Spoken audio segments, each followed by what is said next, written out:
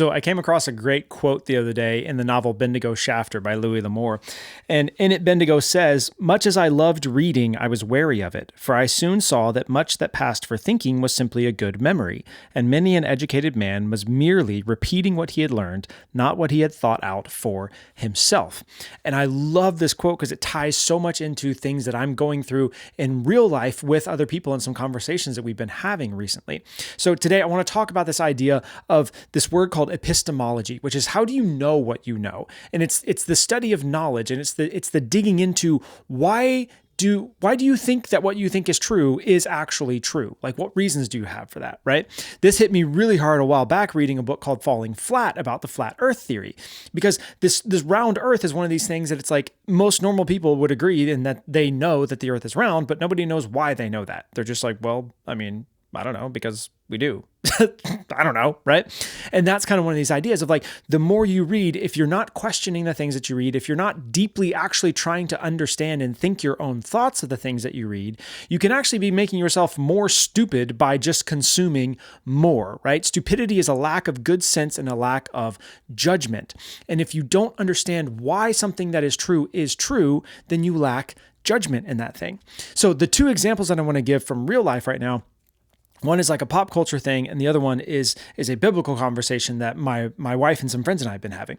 And the pop culture one goes back to everything that's happening with Elon Musk and Doge right now, right? And there was a post that I saw on social media that's been going around that's like, hey, the average grandma, with her Social Security check, she gets $65 a day from the government for her Social Security check, right?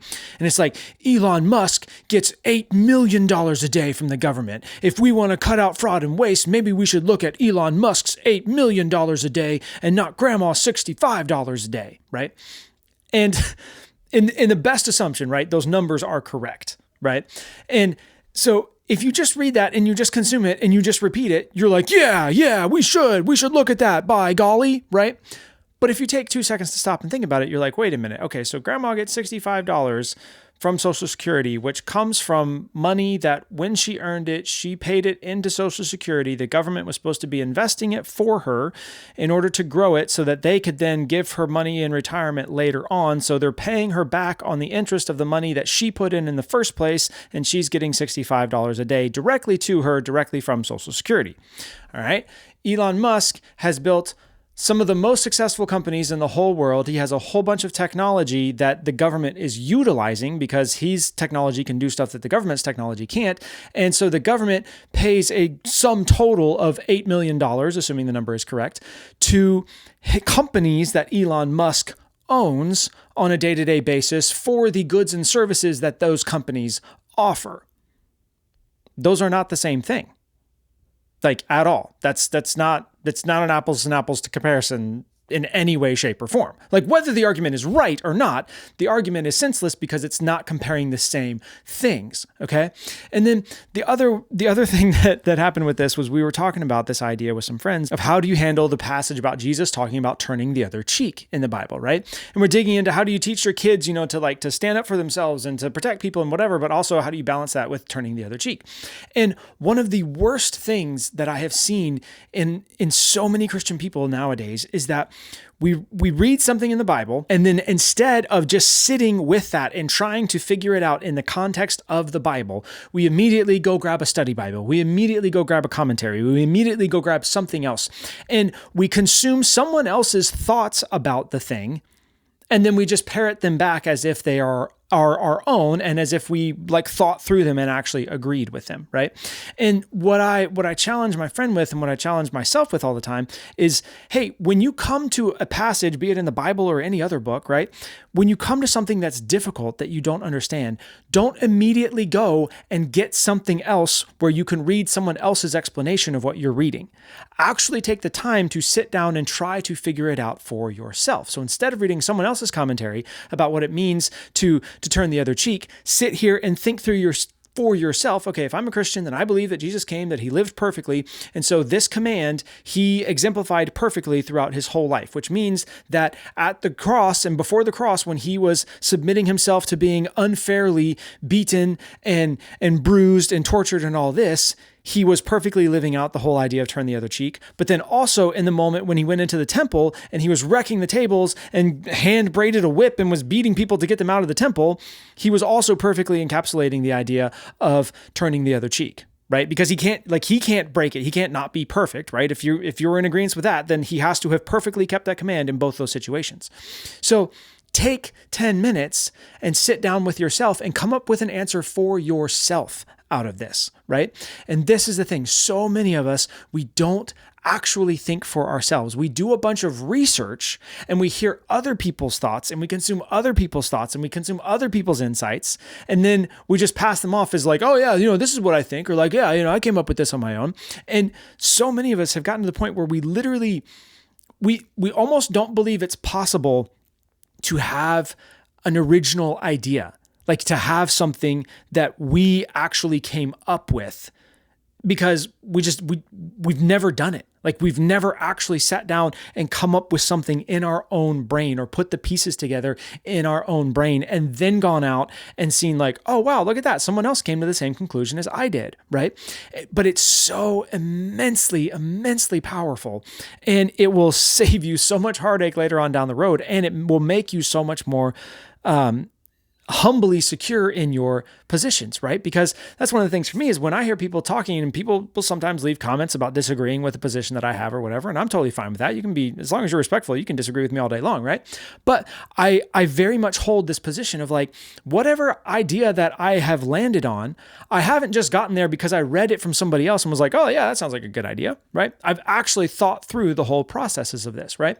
So if you go back to that Bible example, it's like, well, what does it mean to turn the other cheek? And it's like, well, I don't know, but it has to mean that Jesus did it perfectly at the cross. And it also has to mean that he did it perfectly at the temple when he cleaned it out, right? I know that much has to be true. And so whatever explanation I give, if it doesn't allow for both of those things to be true, then it definitely can't be the right answer, right?